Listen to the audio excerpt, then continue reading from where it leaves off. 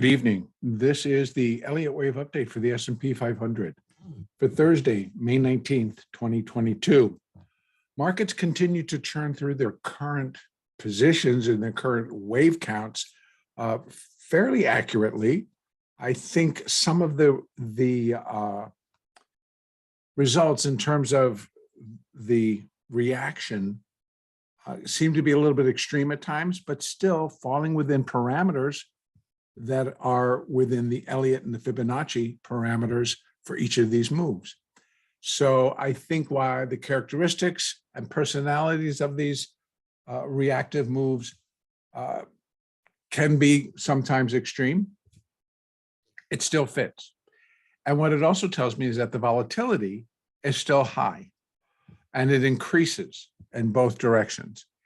And even though we're seeing like the VIX itself, the VIX future drop, 13 cents, I think it is today. And the VIX itself dropped, actually that's $1.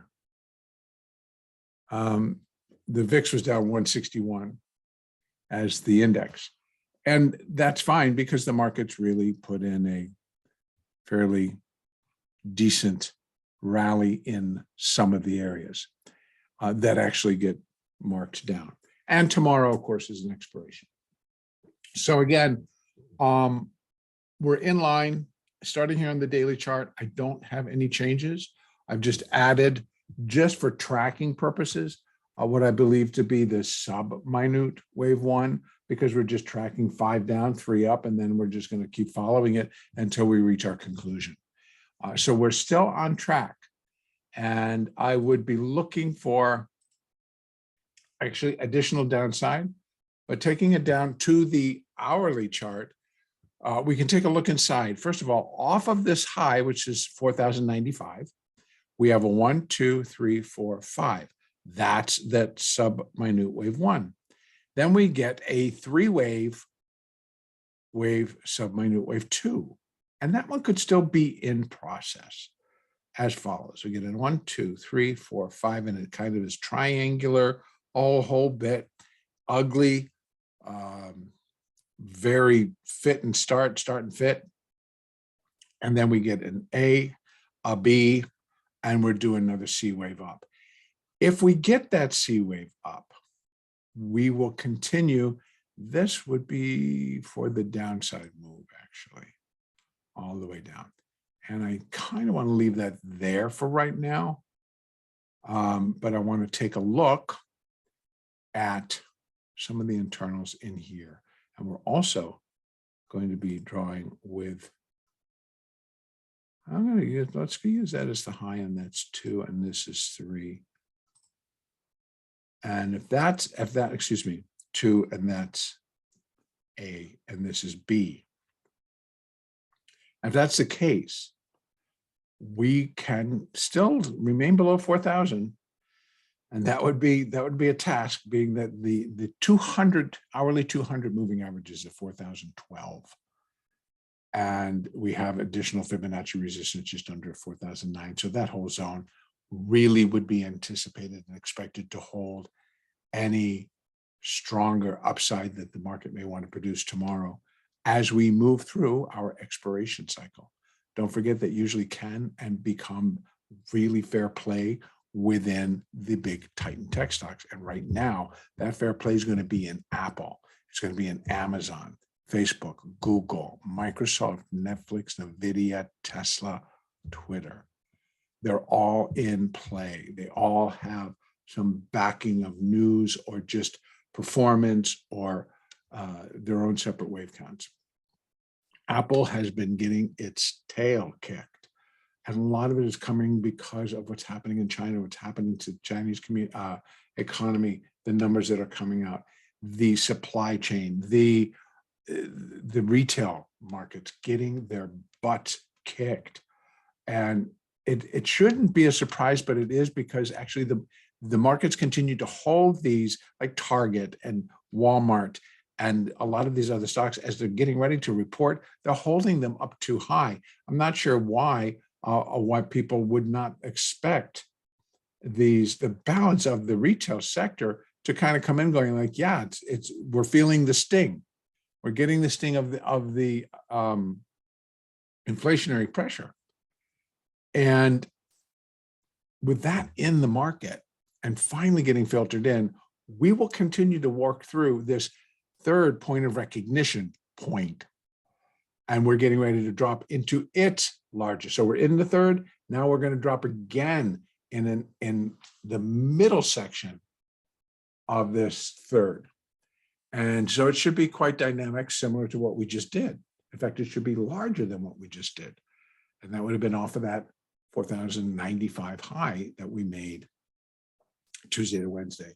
Actually, I think at the start of Globex on Tuesday evening. So downside still expecting.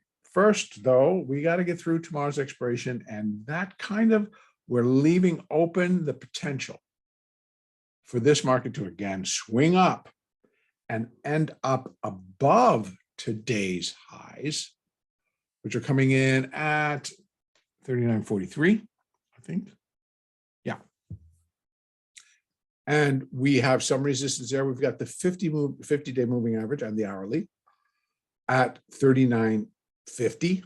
And then we have 39.58, 39.76. That is where, if indeed that we're going to get a C wave up, it would be equal to the A wave, most common. So can we rally from here and get ourselves back up there? Yeah, we could. It would be one heck of a rally. But again, we've seen it. We've seen them drop at 150. We've seen them take it up 150. So right now, everything's open game. And we have additional resistance all the way up here at right at 4,000, just above 4,000. I actually would not be expecting that, but stranger things have happened. And if we find that in Asia and China, they get the ball rolling, what's left for the US to tack on may not be much, and it could get there. We shall see. Now, if downside continues to kick in, and we don't get much of a rally back up off of these levels, and we're starting from a lower position, and it breaks, and it starts to break, it would need to break 38.55, which is the existing low, the end of that subminute wave one, which we got this morning. So we got close. We got close. We got to within a buck of moving to a new low. That's how far down this sucker went. But I'm not, of course, we have to open the possibility that we could go up and swing back above all of this and kept this little bit larger wave two going. Like, no, it came down and put 5 down. So that put the sub-minute wave one here. But we're still now in another wave two, but smaller, much smaller. So you can see that this was smaller than the one previous. So as we go down in degrees, so do the size of the bounces.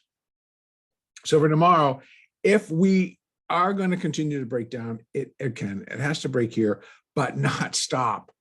This time it can't stop at 38.55. It cannot consider it support. It's breaking it. And we don't really have a whole lot underneath. We get to 38.15, 37.76, 37.40, 36.43 might be a stop for the subminute wave three. Maybe, I don't think so.